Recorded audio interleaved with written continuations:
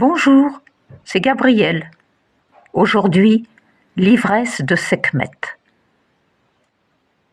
Dans le village de Tanis, au bord du delta, vivent Nébothep le potier, sa femme et leur fils.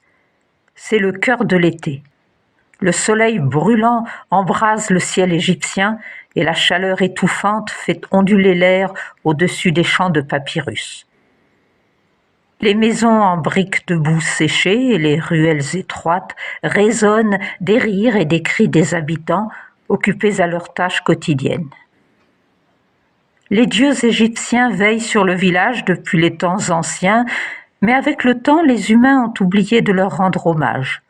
Les temples sont abandonnés, les offrandes pauvres et les prières rares. Les habitants de Tanis préfèrent se consacrer à leurs plaisirs terrestres, voulant profiter de la vie sans se soucier des divinités. Pourtant, dans l'ombre des temples silencieux, les dieux veillent, observant les mortels avec désapprobation. Parmi eux se trouve la redoutable Sekhmet, la déesse lionne de la guerre et de la vengeance. Son regard perçant scrute le village de Tanis, cherchant ceux qui ont oublié de craindre le pouvoir des dieux. Dans la taverne, parmi les villageois, se trouve Nébothep, un homme au tempérament fougueux. Alors que la conversation tourne autour des dieux, Nébothep saisit une petite statuette de Ra, le dieu du soleil. Où est-il, ce dieu tout-puissant, quand nos récoltes pourrissent sous le soleil brûlant ? Il jette la statuette à terre et elle se brise, déclenchant les rires de ses compagnons. Les torches éclairent les murs décorés de fresques représentant les dieux égyptiens, leurs yeux semblant suivre chacun des mouvements des habitants. À mesure que la nuit avance et que les boissons coulent à flot, les paroles des villageois deviennent de plus en plus insolentes envers les dieux, défiant leur autorité et leur pouvoir. Les chants païens résonnent dans la taverne, ignorant les avertissements des anciens sur la colère des divinités. Dans le palais céleste aux murs d'or pur de Ra, le dieu soleil de l'Égypte antique, une réunion des dieux se tient en ce jour particulier.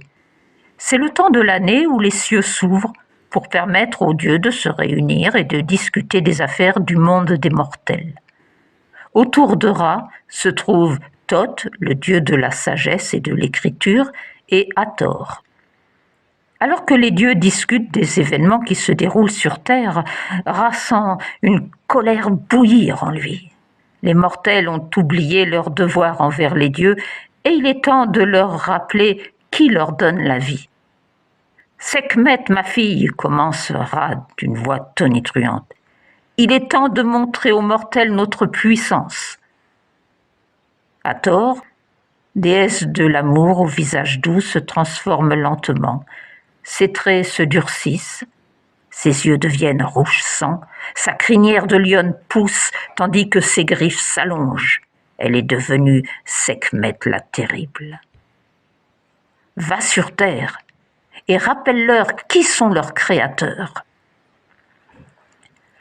Les yeux brûlants de Sekhmet s'illuminent de plaisir à cette idée. Elle est prête à descendre sur terre et à faire trembler les mortels de sa terrible puissance. Sans un mot de plus, elle se lève de son siège et quitte le palais céleste, le rugissement de sa colère résonnant dans les cieux. Sekhmet descend sur terre comme une tornade de fureur. Au village de Tanis, elle apparaît au coucher du soleil, haute de 10 coudées, ses muscles saillants sous sa fourrure dorée. Les oiseaux cessent de chanter et une lueur rougeâtre envahit le ciel, comme si le soleil lui-même était en colère. C'est alors que la silhouette imposante de Sekhmet, la déesse lionne de la guerre et de la vengeance, apparaît à l'entrée de la taverne. Ses yeux brûlent d'une lueur meurtrière et sa crinière flamboyante semble émettre des flammes. Les villageois retiennent leur souffle, réalisant avec terreur qu'ils ont réveillé la colère de l'une des divinités les plus redoutées de l'Égypte. Sekhmet la terrible, s'avance lentement vers Nebhotep, son rugissement résonnant comme un tonnerre. La peur fige les villageois alors que Sekhmet lève sa gigantesque patte pour frapper. Et c'est dans cet instant de terreur absolue que la vérité éclate comme une illumination dans l'esprit de Nebhotep. Les dieux ne devraient pas être moqués, mais honorés. Ils sont les protecteurs de l'humanité, les gardiens de l'équilibre du monde. Et dans leur ivresse aveugle, les villageois ont oublié ce précieux enseignement. Sekhmet, la terrible déesse lionne, rugit de rage et de pouvoir. Les habitants de Tanis se prosternent devant elle, tremblant de peur et d'admiration devant sa majesté. Les dieux ont toujours été cruels et capricieux, mais Sekhmet est la plus redoutée de tous. Elle incarne la colère et la destruction, et sa présence seule peut anéantir un village entier en un instant. Il faudrait un miracle pour sauver Tanis de sa terrible vengeance. Nebhotep, caché avec sa famille dans une grotte, serre son fils contre lui. « Pardonne-nous, ô Ra, nous avons eu tort !» Dans les cieux, Ra réalise son erreur. Sekhmet ne s'arrêtera pas. Elle va exterminer toute l'humanité. Sa soif de sang et de vengeance menace de tout détruire. Il faut agir. Sekhmet, déesse de la guerre et de la destruction, semble avoir perdu le contrôle de son pouvoir. Ra sait qu'il doit agir rapidement pour éviter un désastre. Il rassemble les autres dieux égyptiens dans son palais pour discuter de la situation et trouver une solution. Les dieux sont divisés quant à la conduite à tenir. Certains veulent détruire Sekhmet avant qu'elle ne puisse causer plus de ravages, tandis que d'autres croient en sa capacité à retrouver sa raison et à se repentir de ses actes. Mais Ra sait au fond de lui que le seul moyen d'arrêter Sekhmet est de la plonger dans un sommeil profond, l'empêchant ainsi de semer la destruction. Ra ordonne à ses serviteurs de broyer des milliers de grenades et de mélanger leur jus rouge à 7000 jarres de bière. Au lever du jour, les serviteurs entrent en procession dans la plaine de Dendera, portant d'immenses jarres de bière rouge.